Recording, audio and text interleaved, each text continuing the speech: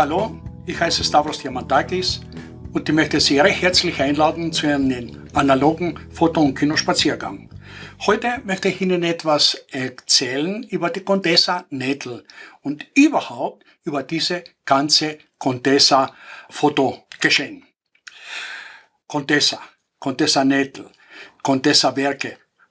Diese ganze Geschichte ist verbunden mit einem Namen und der Name ist August Nagel.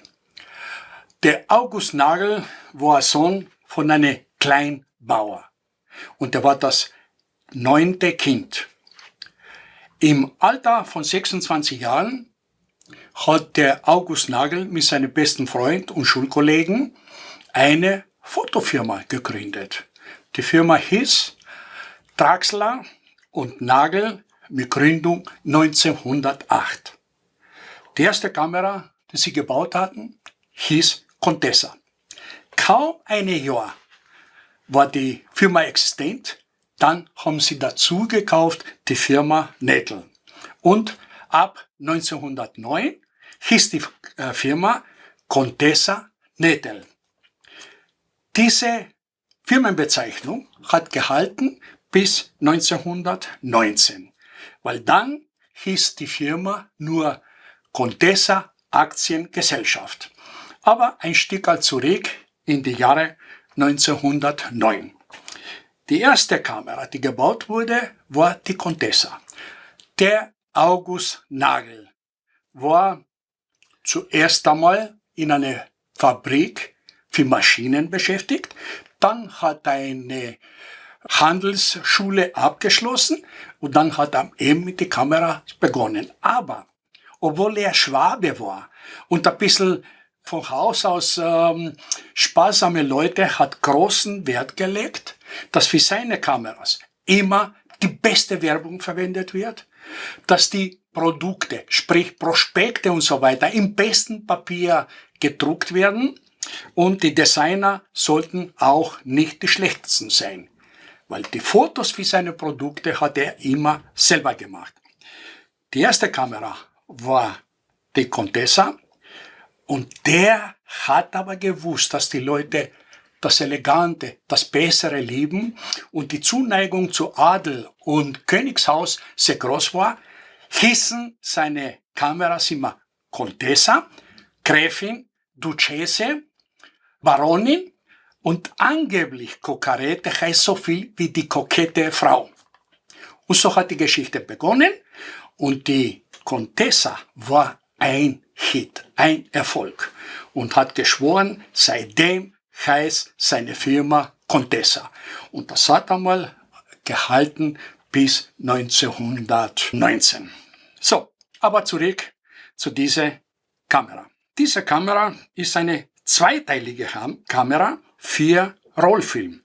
Das heißt, dieser Teil hier kann man herausnehmen und hier ist die Filmkonstruktion. Der leere Film, der volle Film und hier ist das Negativformat. Wenn man das hineinschiebt, ist eine sehr robuste Konstruktion. Die Kamera hat einen einfachen Auszug, das heißt, die Kamera wird ausgezogen und jetzt kann man damit Hoch- oder Queraufnahmen machen. Hochformat ist so, in Querformat kann man herunter kippen, aber auch dann der Sucher, damit man auch wieder Hochformat oder Querformat Aufnahmen machen kann. So. Die Kamera hat eine sehr gute Optik. Das sind natürlich zugekauften Objektive, aber immer noch sehr, sehr brauchbare Ergebnisse kann man mit dieser Kamera holen.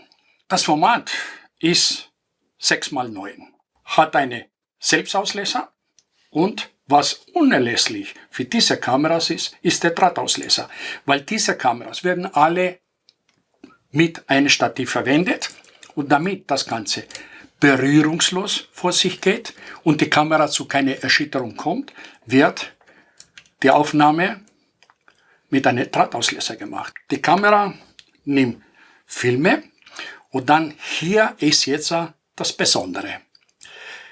Diese Serie von der Kokarette mit 220 heißt das konkret, gibt manche Rätsel auf. Erstens einmal, das Besondere ist der Format.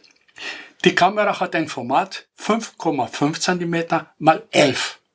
Ist absolut nicht üblich, weil 6 mal 12, 9 mal 12, aber 5,5 mal 11 ist nicht üblich. Das zweite ist einmal die Optik. Sie hat einen Konestigmat. Ich habe tausende von Objektive gesehen, die verschiedensten Namen, aber Konestigmat ist für mich völlig neu. Dazu gibt noch einmal der Verschluss, das ist 1 bis 1/300 und eigentlich kompakte Kamera. Macht man die Kamera zu, fällt sofort auf diese Öffnung hier. Diese Öffnung ist so gedacht, dass wenn man das Innenleben herausnimmt, kommt man dadurch auf die Hinterlinse zum Saubermachen. Das ist eigentlich der einzige Grund. Für diese Kamera war damals auch üblich ein Belichtungsmesser. Und diese Belichtungsmesser hat natürlich auch gegeben. Das waren Scheiben und dann wieder in Verbindung, Kombination, Zeit, Blende und so weiter, konnte man halbwegs die richtige Belichtung erwischen. Aber noch interessanter sind die Blitzlichter, weil die Leute wollten auch einmal mit Blitzlicht Aufnahmen machen. Und zu dieser Zeit war sowas. Das ist eine Zündkapsel, kommt euch hinein, dann kommt das Magnesiumpulver her und dann war die ganze Kunst des Fotografen gleichzeitig Drahtauslöser und Drucken. Logischerweise hier kommt Blitzpulver, die irgendwie in kleine Rahmen explodiert. Drückt man zu früh auf das Blitzlicht, kommt einmal der Blitz, eine Rauchwolke, die Leute sind erschrocken und wenn er mal zu spät den Auslöser drückt und der Verschluss aufgeht, dann ist der Hund davon, die Katze ist fort und die Leute sind alle erschrocken. Deshalb war die ganze Kunst gleichzeitig die zwei Sachen zu bedienen. Es hat natürlich auch andere Möglichkeiten, so wie diese hier. In der Originalanleitung heißt es, man nehme einen Besenstiel. Auf diesem Besenstiel wird dieser Streifen montiert und dann wird hier unten angezündet. Und der Fotograf beobachtet jetzt, wie die Flamme steigt und steigt und steigt. Und er weiß ganz genau, wenn die Flamme hier irgendwo ist, wird diese Beutel explodieren. Dann ist der Blitz da. Und dann heißt wieder immer gespannt warten. Und wenn sie das soweit ist, muss Verschluss aufmachen, um die Aufnahme zu machen.